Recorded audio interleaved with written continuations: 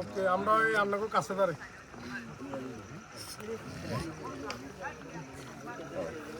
এক নং ওয়ার্ডের জাতীয়তাবাদী দল বিএনপি এবং অঙ্গ সংগঠনের প্রিয় নিবেদিত নেতাকর্মীরা, এই এলাকার বিএনপির ধারক বাহক যারা আছেন, আপনাদের সবাইকে সকাল থেকে আমাদের ভোট উৎসবে অক্লান্ত পরিশ্রম করে এখন পর্যন্ত কেন্দ্রে অবস্থান করার জন্য আমাদের প্রার্থী ব্যারিস্টার মাহমুদুদ্দিন খোকন এবং আমাদের পক্ষ থেকে আপনাদের সবাইকে আন্তরিক ধন্যবাদ জানাচ্ছি।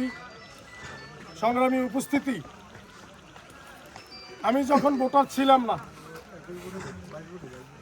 আমি অত্যন্ত নগণ্য একজন ব্যক্তি, আমি যখন ভোটার ছিলাম না, আমি তখন থেকে দেখতাম এই ওয়ার্ডে বিএনপির জয় জয়কার।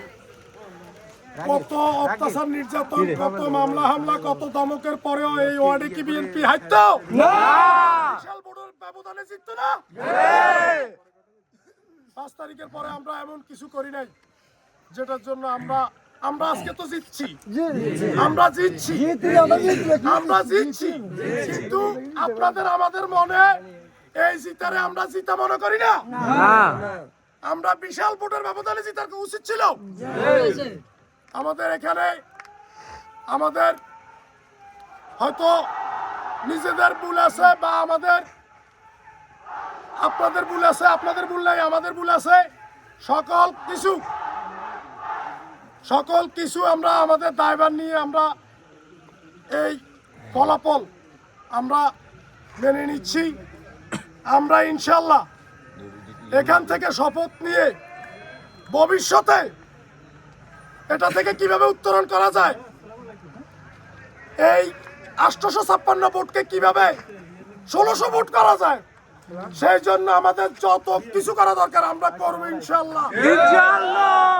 আমি ব্যক্তিগতভাবে আপনাদেরকে কথা দিচ্ছি, আমার বাবা এবং আমার পরিবার, আমরা এখানে যারা আছি, আমাদের সকল কিছু দায়ভার আমরা নিচ্ছি। আপনাদের কোনো দোষ নাই, সকল দোষ আমাদের। আমরা আজকে 1800 ভোটের মধ্যে আমরা 1500 ভোট পাওয়ার কথা ছিল। আমরা অত্যন্ত মর্মাহত।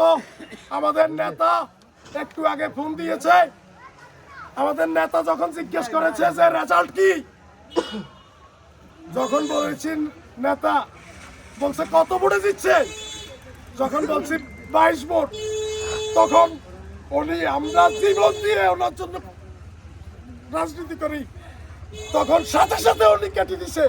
এর থেকে বড় অপমান, এর থেকে বড় কষ্ট এই দুনিয়াতে আর কিছু হইতে পারে না। আমরা হারি নাই, আমরা শক্তিতে পরিণত করব ইনশাআল্লাহ। আমরা স্লোগানে মুখরিত করব ইনশাআল্লাহ। আমরা স্লোগানে মুখরিত করব ইনশাআল্লাহ। জিয়ার শহীদ ওয়ার্ডের মাটি, দানের ঘাটে, ওয়ার্ডের মাটি, দানের ঘাটে, ওয়ার্ডের মাটি, দানের ঘাটে, ওয়ার্ডের মাটি, দানের ঘাটে।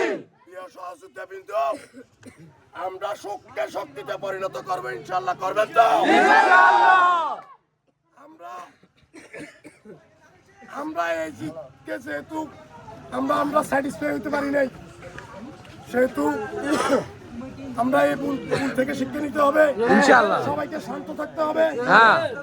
আমি বারবার বলছি, সকল কিছু দায়ভার আমাদের নেতৃবৃন্দ, আমি সহ সবাই নিছি। আপনাদের কোনো দোষ নাই।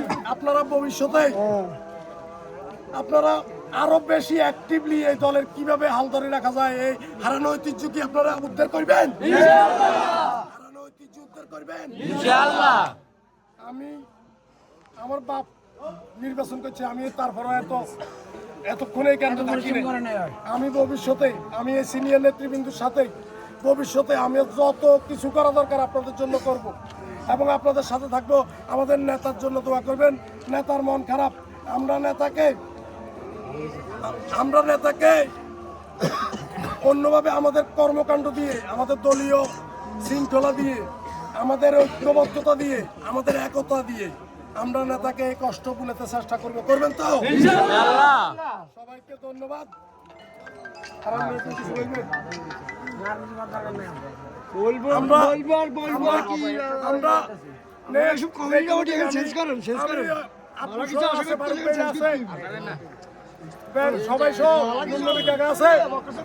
সবাই সহ কথা বলে একটা ভালো একটা সময় দিয়ে সবাই সাথে আমাদের কি দোষকে এটা এই হাউসে বলা উচিত হবে না।